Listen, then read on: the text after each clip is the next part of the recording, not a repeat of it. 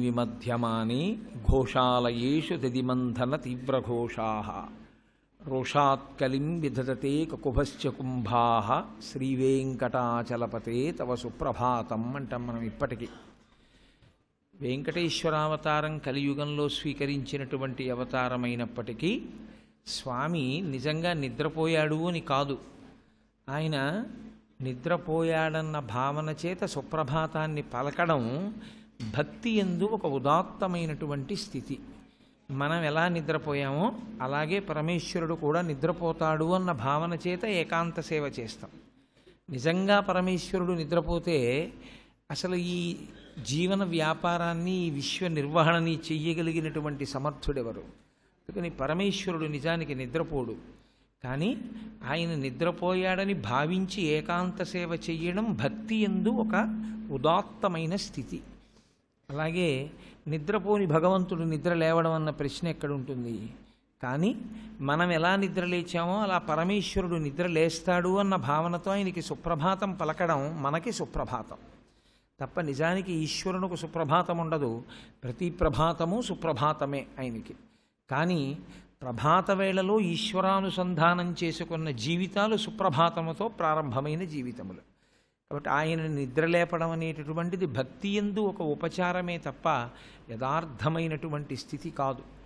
అటువంటి ఉపచార స్థితిని పొందినటువంటి సుప్రభాతమునందు వెంకటరమణుణ్ణి కీర్తిస్తూ ఆయన నిద్రలేపినప్పుడు మనం ఒక మాట అంటాం, యోషాగణీన వరదగ్ని విమధ్యమానే ఘోషాలయేషు దదిమంథన తీవ్రఘోషాః రోషాత్కలిం విదధతే కకుభశ్చ కుంభాః శ్రీవేంకటాచలపతే తవ సుప్రభాతం అంటాం.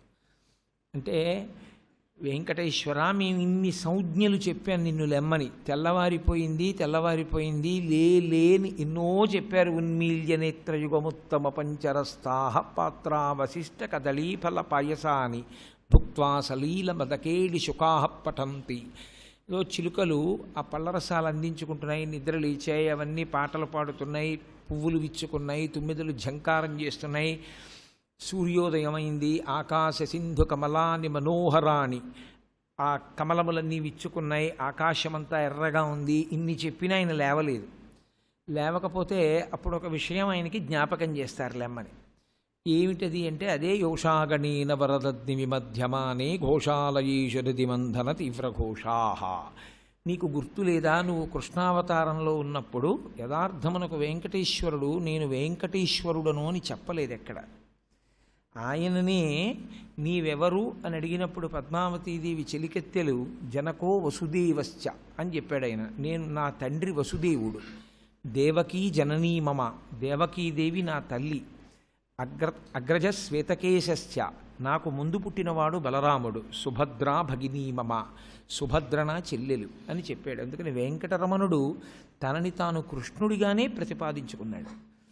అటువంటి వెంకటేశ్వర స్వామి వారు నిద్ర లేవకపోతే నీకు గుర్తు లేదా? నువ్వు కృష్ణావతారంలో ఉన్నప్పుడు నీవు ఆవిర్భవించిన కారణం చేత నందవ్రజంలో విశేషమైనటువంటి పాడి పంట ఏర్పడిన కారణం చేత ఆ బాగా గడ్డకట్టినటువంటి పెరుగులోకి మీ అమ్మ యశోద ఆ కవ్వాన్ని దింపి ఆ తాడు కట్టి చేతుల నిండా గాజులు వేసుకుని ఆవిడ ఆ కవ్వం తాడు పట్టుకుని తిప్పుతుంటే ఆ కవ్వం చర్ చస్ అంటూ ఉంటే లోపల ఉన్న పెరుగు కుండలో తిరుగుతూ చప్పుడు చేస్తుంటే కవ్వానికి కుండకి యుద్ధం వచ్చిందా, ఏదైనా కలహం వచ్చిందా అన్నట్టుగా చప్పుళ్ళు వచ్చాయి.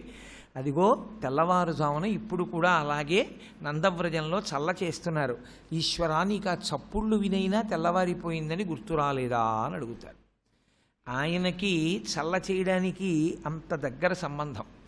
ప్రత్యేకించి ఎన్నో అవతారములున్న ఈశ్వరుడివి. కానీ ఆయన అమ్మ పట్ల ప్రత్యేకమైనటువంటి కృతజ్ఞతని ప్రకటించి ఒక అవతారంలో అమ్మగా స్వీకరించినటువంటి వ్యక్తిని వేరొక అవతారంలో కూడా మళ్ళీ అమ్మగా స్వీకరించి తాను కొడుకుగా నిలబడినటువంటి ఘట్టం ఒక్క యశోదాదేవికి మాత్రమే దక్కింది.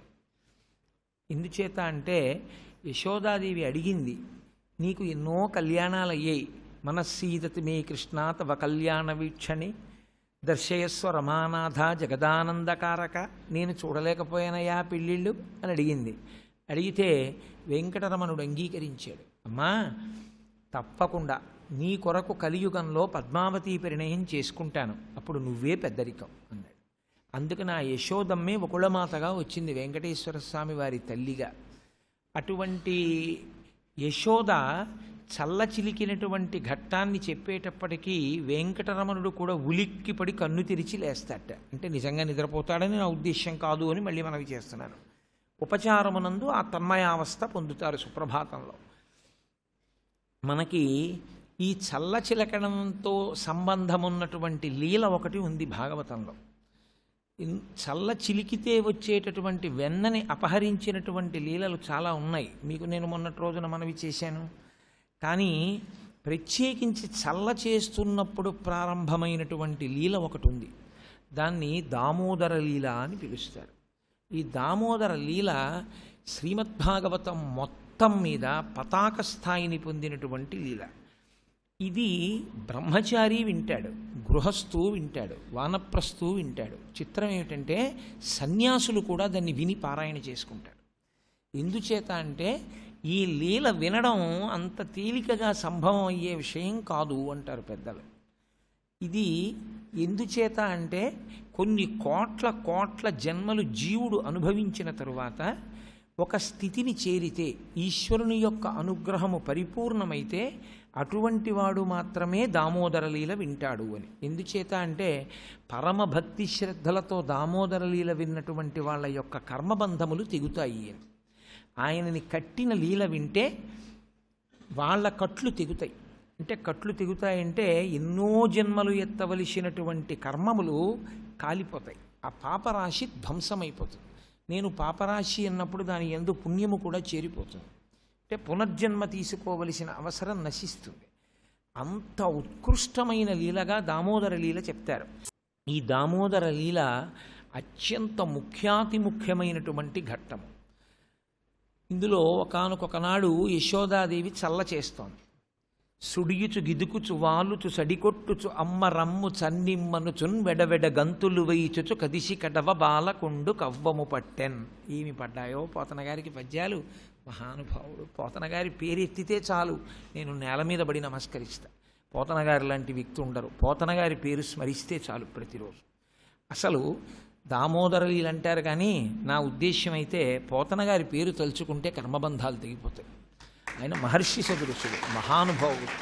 ఆంధ్రజాతి మేము పోతన గారి కవిత్వానికి వారసులం, మేము పోతన గారు తెలుగులో మాకు పద్యాలు ఇచ్చారు అని చెప్పుకుని మనం ఎంతో ఆనందాన్ని పొందవలసినటువంటి మహాపండితుడు, అంతటి జ్ఞాని, అంతటి పరమభక్తుడైన. కాబట్టి ఆయన అంటారు, సుడియుచు గిదుకుచు వ్రాలుచు సడికొట్టుచు అమ్మ రమ్ము చన్నిమ్మనుచున్ వెడవెడ గంతులు వేయిచుచు కదిసి కడవ బాలకుండు కవ్వము పట్టెన్. దామోదర లీలని ప్రత్యక్షంగా మనస్సులలో చిత్రీకరించడం కోసమని శాబ్దిక ప్రసారం చేశారు పోతన గారు. ఒక రోజున అమ్మ చల్ల చేస్తోంది. ఏముంది చిన్ని కృష్ణుడికి పని, లేక లేక పుట్టాడు, అల్లార ముద్దు బిడ్డాడు. చక్కగా పొద్దున్నే అమ్మ లేపుతుంది, స్నానం చేయిస్తుంది, ఒళ్ళంతా నూనె రాస్తుంది, నలుగు పెడుతుంది. స్నానం చేయించిన తర్వాత చక్కగా ఓ కస్తూరి బొట్టోటి పెడుతుంది, దృష్టి తగలకుండా ఓ చిన్ని చొక్కొకటి పెడుతుంది, పెట్టి ఆ చిన్న కొప్పోటేస్తుంది, దానికి ముత్యాల సరాలు చుడుతుంది, ఓ పట్టు దట్టి ఓటి కడుతుంది. ఎప్పుడు సంపాదించాడో ఎక్కడ సంపాదించాడో ఆ వేణువు మాత్రం ఎప్పుడూ దగ్గర ఉండాలి. ఆ వేణువు ఊదుతాడు. ఎప్పుడు ఆయన దగ్గర ఉండేది ఏంటంటే చేతిలో వేణువు పెట్టుకుంటాడు, బొడ్డులోనేమో ఓ కర్ర ఓ కొమ్ము బూర, ఈ రెండూ పెట్టుకుంటాడు. ఆయనకి ఎంత అనుబంధం అంటే ఆవులతోటి దూడలతోటి ఎద్దులతోటి. ఆయన ఆ కొమ్ము బూర ఊదాడా ఎక్కడెక్కడ ఉన్న ఆవులు వచ్చేస్తాయి, ఎక్కడెక్కడున్న దూడలు వచ్చేస్తాయి. ఆయనకి ఆ ఆవులు దూడలు ఎద్దులకి అంత గొప్ప అవినాభావ సంబంధం ఆ కృష్ణావతారంలో. అందుకని మహానుభావుడు ఆడుకుంటున్నాడు చక్కగా, అమ్మ ఇవన్నీ తయారు చేసి పెడుతుంది, చక్కగా అలంకారం చేస్తుంది. అంతే, ఇక బయటికి పెడతాడు, ఆ గొల్ల పిల్లలందరినీ పిలుస్తాడు, ఇంకా వాళ్ళతో ఆటలు మొదలెడతాడు, ఆ ఇసుకలో ఆడతాడు. పోతన గారు అయ్య బాబు ఏమి వర్ణన చేశారో నిజంగా. అసలు తడవాడిది బలకృష్ణులు తడవాడిది వారి చూచిత గరంబాదుల్ తడవాడి రరులు భయమున తడవాడిరి మంతసమున తపసులు వేట్కన్ అన్నారు. ఆయన బుడి అడుగులు వేస్తే వచ్చి రానటువంటి అడుగులు. పోతన గారు ఎంత గొప్ప ప్రసారం చేశారో అసలు.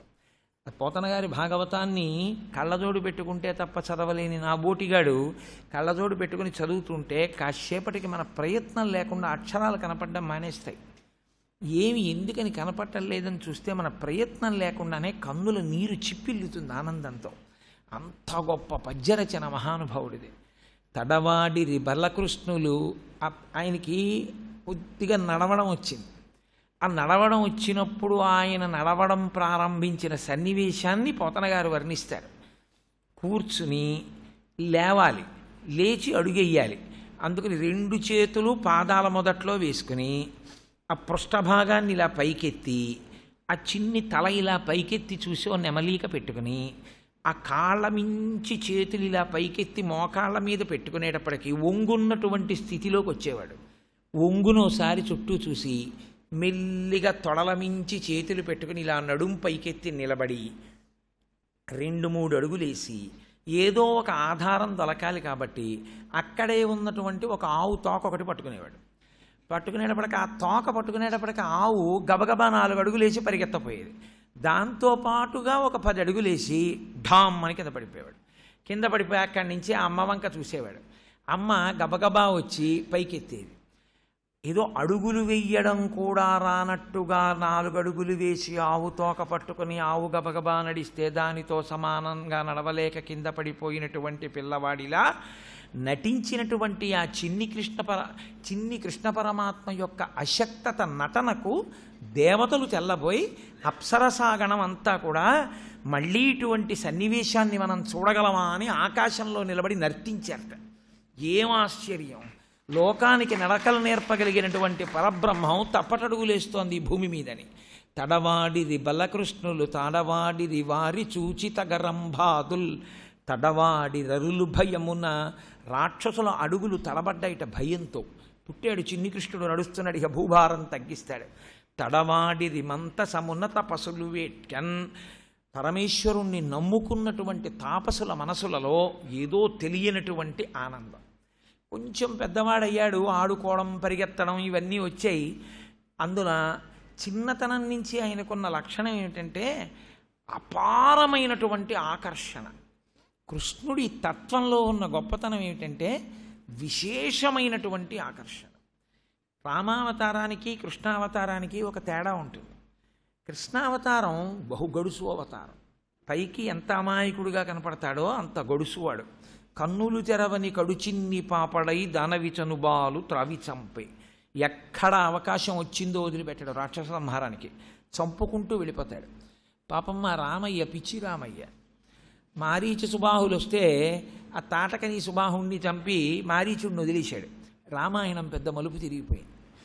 ఆయన కొంతమందిని చంపుతూ ఉంటాడు, కొంతమందిని పోన్లేదు అని వదిలేస్తూ ఉంటాడు. మనుష్య సంబంధమైనటువంటి కారుణ్య ప్రకటన ఉంటూ ఉంటుంది మధ్య మధ్యలో. ఆ ఉండడం కొంప ఉంచుతూ ఉంటుంది. మళ్ళీ కృష్ణయ్య అలా కాదు, ఆయన చాలా జాగ్రత్తగా ఉంటాడు. ఆయనంతా పరిపూర్ణ అవతారం, చాలా గమ్మత్తుగా ఉంటుంది. అందుకని ఆయన యొక్క స్థితి వేరసలు. కాబట్టి ఆడుకుంటున్నవాడు ఒంటి నిండా మట్టి, చేతుల నిండా మట్టి, ఆ తల నిండా ముఖం నిండా మట్టి, ఒళ్ళంతా చెమట పట్టేసింది. లోకానికి ఒక మహోత్కృష్టమైనటువంటి లీల చేసి రాబోయే తరాల్ని కూడా ఉద్ధరించాలి అనుకున్నాడు. అనుకుని సంకల్పం చేసి ఇంట్లో నందుడు లేడు. నందుడు ఉంటే చాలా భయం నటిస్తాడు. ఎంత చమత్కారం అంటే ఆ నందుడు ఇంటికి వచ్చేటప్పటికి గబగబా వచ్చి పిల్లి కూనలా నాన్నగారి చెప్పులు తీసి పక్కన పెట్టేసి నాన్నగారు కాళ్ళు కడుక్కోవడానికి నీళ్ళు ఇచ్చి చిన్ని కృష్ణుడు ఆ చిన్ని బొజ్జ ఇలా ఎంతో భయభక్తులున్న వాళ్ళ చేతులు కట్టుకుని ఒక పక్కన నిలబడితే నందుడు చూసి పొంగిపోయి ఓ నా కృష్ణుడు అని ఇలా బుగ్గలు పుణికి లోపలికెడుతుంటాడు. ఇది వినే తెల్లబోయాడు అసలు పరీక్షిత్. ఏమయ్యా ఇంత అదృష్టమా? అసలు ఆ యశోద ఏం చేసింది? ఎంత అదృష్టం చేస్తే జగదీశ్వరునకు చన్నిచ్చు తల్లిగా ఏమి నోము నోచెయ్యి యశోద, పుత్రుడుంచు అతని పోషించు తండ్రిగా నందుడేమి చేసే నందితాత్మ అని అడిగాడు పరీక్షిత్. ఎవరు అనాథ అని అడిగారు. తల్లి తండ్రి లేనివాడు అనాథ. ఈ లోకంలో ఎవరు అనాథలు గారు? నా తల్లిదండ్రులు పార్వతీ పరమేశ్వరులు లక్ష్మీనారాయణులు ఉండగా ఎవరు అనాథలు? అమ్మా అని ఎవ్వరిని నేనటంచున్ నిన్నే అంటాడు కాళహస్తీశ్వర శతకంలో ధూర్జటి. అలా ఎవరిని పిలిచినా పార్వతి, ఎవరు పిలిచినా అమ్మా నాన్నల్ని పార్వతీ పరమేశ్వరులు లక్ష్మీనారాయణులే అయినప్పుడు తల్లిదండ్రులు లేని వాళ్ళు ఎవరు? తల్లిదండ్రులు లేని అనాథ అని చెప్పవలసి వస్తే లోకంలో పరమేశ్వరుడు ఒక్కడే అనాథ అన్నారు. ఎందుకంటే నువ్వు అనాథనాథుడవేమో కానీ నువ్వు సనాథుడవు కావు. ఎందుకంటే నీకు లేరు తల్లిదండ్రులు, నీవు స్వయంభూ జగత్తు ప్రారంభం నుంచి ఉన్నావు. మేము అనాథలం ఎప్పుడూ కాదు. ఇంకో మాట అనడానికి నాకు మనసు ఒప్పట్లేదులే అన్నారు. అని నువ్వు మాత్రం ఎందుకు అనాథుడవు? తల్లి తండ్రి ఉంటే ఎంత ప్రేమో అంత ప్రేమగా చూసుకోవడానికి నీకు మా అమ్మ ఉందిగా. బిడ్డల లక్షణం ఎలా ఉంటుందంటే, అమ్మ ఉందిగా నాన్నగారికి ఏమిటి అంటారు. నాన్నగారు అమ్మ విషయంలో అమ్మకేమిటి, నాన్నగారు ఉన్నారు కదా చక్కగా చూసుకుంటూ ఉంటారు కదా, నాన్నగారు ఉండగా ఇంకా అమ్మకి బెంగ ఏమిటి అంటారు. నాన్నగారు అమ్మ దగ్గర ఉంటే, నాన్నగారు అమ్మ దగ్గర ఉంటే అన్న నా మాటలో అర్థం వేరొకటి. ఏవి పెడద్దాన్ని తీసుకోకండి, ఎక్కడికైనా దూరంగా వెళ్ళినప్పుడు అని నా ఉద్దేశ్యం అంతే. అదే మళ్ళీ తిరిగి వెళ్ళిపోయాడు అనుకోండి, తన భార్య ఉన్న చోటికి కొడుకు చాలా సంతోషంగా ఉంటాడు. అమ్మయ్య పర్వాలేదు, నాన్నగారు మళ్ళీ అమ్మ దగ్గరికి వెళ్ళిపోయారు కాబట్టి అమ్మ వేళ పట్టున ఏం పెట్టాలో అది పెడుతుంది, మళ్ళీ నాన్నగారికి విశ్రాంతి లభిస్తుంది, నాన్నగారు సంతోషంగా ఉంటారు, కొడుకు ఒక పెద్ద ఆనందం. కాబట్టి అమ్మ ఉంటే నాన్నగారికి ఉపశాంతి, నాన్నగారు ఉంటే అమ్మకి ఉపశాంతి. కాబట్టి మా అమ్మ లక్ష్మీదేవి వల్ల నువ్వు సనాథుడవు. సరే, నువ్వు ఉండడం చేత మా అమ్మ మాకెప్పుడూ ఐదోతనం ఉన్న సర్వమంగళ. కాబట్టి మీ ఇద్దరూ ఒకరికొకరు ఉండగా మీరు అనాథలు కారు. కాబట్టి అసలు ఈ బ్రహ్మాండమునందు అనాథ అన్న మాటే లేదు. అసలు ఈ మాట ఎందుకు వచ్చిందని అడిగాడు. అసలు ఈ మూడక్షరాల మాట అర్థం లేని మాట, ఈ మాట తీసేయాలి లోకంలో అన్నది. భక్తి అన్నది లోపల ఉంటే హృదయమునందు ఎంత ధైర్యం ఆవహిస్తుందో చూడండి. నేననాథుణ్ణి ఏమిటంటే అసలు అనాథ అన్న మాట అన్వయం చేయడానికి జీవకోటిలో ప్రాణి లేదు అన్నాడే. అది ఈశ్వరుని యందు భక్తి అన్న మాటకు అర్థం ఆ పూనిక, ఆ నమ్మకానికి భక్తి అని పేరు. కాబట్టి మళ్ళీ వెనక్కి రండి. ఎక్కడో ఆడుకుంటున్నాడు, ఒళ్ళంతా దుమ్ము పోసుకున్నాడు, ఆడుకుంటున్నవాడు మళ్ళీ గబగబా లోకలకు వచ్చాడు. ఆ మాట అన్నాను కదా, జగదీశ్వరునకు చన్నిచ్చు తల్లిగా ఏమి నోము నోచె ఈ యశోద, పుత్రుడంచు అతని పోషించు తండ్రిగా నందుడేమి చేసే నందితాత్మ. ఏ పుణ్యం చేస్తే అసలు జగదీశ్వరునకు చన్నిచ్చిందయా ఈ యశోద? ఏ పుణ్యం చేస్తే లోకములను రక్షించేటటువంటి పరమాత్మని నేను పోషించేవాడిని అంటున్నాడు నందుడు తండ్రిగా. వీడిని నేనే పోషిస్తున్నాను, వీడికి అన్నం తీసుకొస్తున్నాను, వీడిని పెంచి పెద్ద చేస్తున్నానంటాడు నందుడు. ఆయన్ని పెంచి పెద్ద చేయడమా? ఏ హాని వృద్ధుల నిరుగని బ్రహ్మంబు పొదివిటిలో వృద్ధి పొందనుందే అన్నారు పోతన గారు. అటువంటి పరబ్రహ్మాన్ని పోషించడం ఏమిటయా నందుడు అంటే అప్పుడు చెప్పాడు శుకుడు.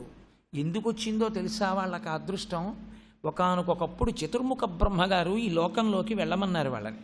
వాళ్ళిద్దరూ ధరాద్రోణులనబడేటటువంటి వసువులలో ఒక వసువు ఆ ద్రోణుడు, ఆ భార్యాభర్తలు వాళ్ళని తమ అంశతో భూలోకం మీద జన్మించమన్నారు. జన్మించమంటే వాళ్ళన్నారు జన్మించడానికి మాకు అభ్యంతరం లేదు, జన్మిస్తాం, కానీ ప్రతి క్షణం పరమేశ్వరుణ్ణి కాపాడుకోవాలి అనేటటువంటి లక్షణంతో ఆయనకే ఉపచారములు చేస్తూ ఆయనని రక్షించుకుని పెంచి పోషించుకోగలిగిన స్థితి మాకు ఇస్తావా అన్నారు. ఎంత గొప్ప కోరిక కోరారా, అలాగే ఇచ్చాను వెళ్ళండి అన్నాడు. అందుకుని నందయశోదలుగా వచ్చారయ్యా. అందుకుని కృష్ణ పరమాత్మని కనకపోయినా పెంచి పెద్ద చేశారు, పెంచి పెద్ద చేసి అంత భాగ్యాన్ని అనుభవించారు అని చెప్పారు. దాని ఉద్దేశ్యం ఏమిటో తెలుసా అండి? భాగవతంలో మీ ఇంట్లో ఒక కృష్ణ పరమాత్మ మూర్తి ఉంటే ప్రతిరోజు ఇంటి యజమాని ఒక 2 రూపాయలు పెట్టో తులసిమాల తేవడం అలవాటు చేసుకున్నాడు అనుకోండి. ఆయన యందు జగన్నాథుణ్ణే చూడక్కర్లేదు, ఓ చిన్న పిల్లవాడిని చూసుకుని ప్రతిరోజు తులసిమాలకి వెళ్ళేటప్పుడు అలిసిపోయాను, ఆఫీస్ నుంచి చాలాసేపు అయిపోయింది, తొందరగా ఇంటికి పోదామంటే తులసిమాల పట్టుకెళ్ళకపోతే వాడు గొడవ పెడతాడు రేపు పొద్దున, నాన్నగారు నాకు తులసిమాల తేలేదు.